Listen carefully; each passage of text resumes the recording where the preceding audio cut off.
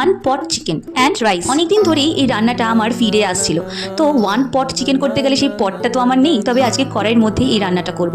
তো প্রথমে অল্প কিছু চিকেন নিয়ে নিয়েছি, তার মধ্যে অল্প একটু নুন আর গোলমরিচ দিয়ে কিছুক্ষণের জন্য ম্যারিনেট করে রেখে দেবো। অনেককে হলুদ আর টক দইও দিতে দেখেছি, তবে আমি কিছুই দিলাম না। এরপরে একটা প্যানের মধ্যে অল্প একটু সাদা তেল নিয়ে মাংসগুলো একে একে ভেজে নেব সুন্দর করে। তবে খুব বেশি কিন্তু লাল লাল করে ভাজবো না, অল্প একটু এপিট ওপিট করে ভেজে নেব, তারপরে তুলে রাখবো। তবে একটা কথা আমি খুব কনফিডেন্সের সাথে বলতে পারি, যদি একবার এই রান্নাটা করো তোমাদের বারবার করতে ইচ্ছা করবে। কেন? কারণ হলো যে খুব সহজ রান্না আর প্রচণ্ড টেস্ট হয় খেতে। প্রথম দিকে একটু ভয় ভয় লাগছিল, যেহেতু প্রথমবার করছি আর একদম সোশ্যাল মিডিয়া দেখেই পুরো করতে হয়েছে, কিন্তু রান্নাটা আমার একেবারেই দুর্দান্ত হয়েছিল, খুব সুন্দর হয়েছিল খেতে। তাহলে তোমরা দেখলে মাংসটা আমি ভেজে তুলে রেখেছি, আর এবার কড়াইয়ের মধ্যে আবার সাদা তেল দিয়ে একটুখানি আলু ভেজে নেবো, কারণ আলু একটু না দিলে ভালো লাগবে না। অনেকে আলু দিচ্ছিল না, তবে আমি কিন্তু আলু দিয়েছি। তোমরা চাইলে দিতেও পারো, আবার নাও দিতে পারো। তো আমি সামান্য একটু হলুদ দিলাম, তাহলে রংটা একটু ভালো আসবে। এই যে দেখো, আমি কিন্তু অল্পই ভাজলাম আলুগুলো, আর এখন তুলে রাখছি তেলের থেকে। আলুগুলো তুলে রাখার পর দিয়ে দিলাম গোটা গরম মশলা। এখানে কিন্তু আমি একটা দারচিনি, 2-3টে এলাচ, 2টো লবঙ্গ আর দিয়েছি সামান্য একটুখানি জয়িত্রী।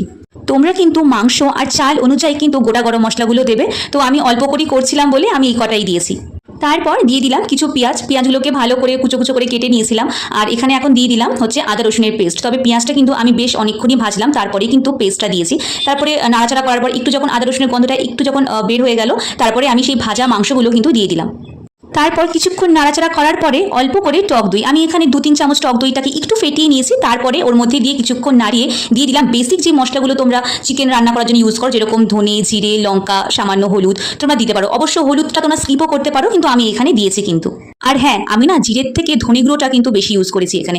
আর তার সাথে দিয়ে দিচ্ছি একটা টমেটো। তোমরা চাইলে 2টো টমেটোও দিতে পারো, কিন্তু আমি যেহেতু প্রথমবার করলাম, আমার মনে হচ্ছিল যদি একটু টক হয়ে যায়, কারণ টক দই আর টমেটো দুটোই এখানে লাগে, তো সেই জন্য আমি একটাই দিয়েছি। তোমরা কিন্তু চাইলে 2টোও দিতে পারো, কোনো অসুবিধা নেই। তারপরে অল্প করে নাড়িয়ে চাড়িয়ে আমি ঢেকে দিলাম যতক্ষণ না সেদ্ধ হয়। আর খুব একটা কিন্তু জল আমি দিইনি, দেখতে পারছো মাংসর জলটাই বেরিয়ে গেছে, সেটাতে কিন্তু মাংসটা যতটুকু সেদ্ধ হওয়ার হয়েছে। তারপরে আমি বাসমতি চাল আলাদা করে ভিজিয়ে রেখেছিলাম, তবে খুব বেশিক্ষণের জন্য আমি ভেজাইনি, 8 ঘন্টার মতনই আমি ভিজিয়ে রেখেছিলাম, তো সেটাই আমি দিয়ে দিচ্ছি। তবে হ্যাঁ, আমি এখানে নুন দেওয়াটা আমি ভিডিও করতে পারিনি। তোমরা কিন্তু অবশ্যই যখন মাংসটা কষাচ্ছ অবশ্যই কিন্তু তোমরা নুন দিও, সেইটা স্কিপ হয়ে গেছে কোনো রকম ভাবে। আর এখানে দিয়ে দিচ্ছি হচ্ছে দুধ। আমি কিন্তু এখানে 1 কাপের মতো দুধ দিয়েছি। আর এই যে বাটিটা দেখছো, এই বাটিটা মেপেই কিন্তু আমি চাল দিয়েছিলাম, 1 বাটি চাল দিয়েছি, তাই আমি 1 বাটি জলও দিচ্ছি, 1:1। যতটা তোমরা চাল দেবে ঠিক ততটাই কিন্তু তোমরা জলটাও দেবে। আর এখন দেখো ঢেকে রেখেছি কিছুক্ষণের জন্য।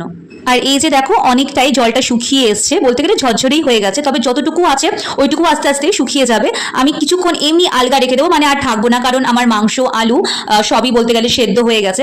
কিছুক্ষণ একটু নাড়াচাড়া করলেই অল্প আঁচে যদি তোমরা বসিয়ে রাখো, একদম ঝরঝরে হয়ে গেছে। দেখো আমারটা একদম কিন্তু রেডি।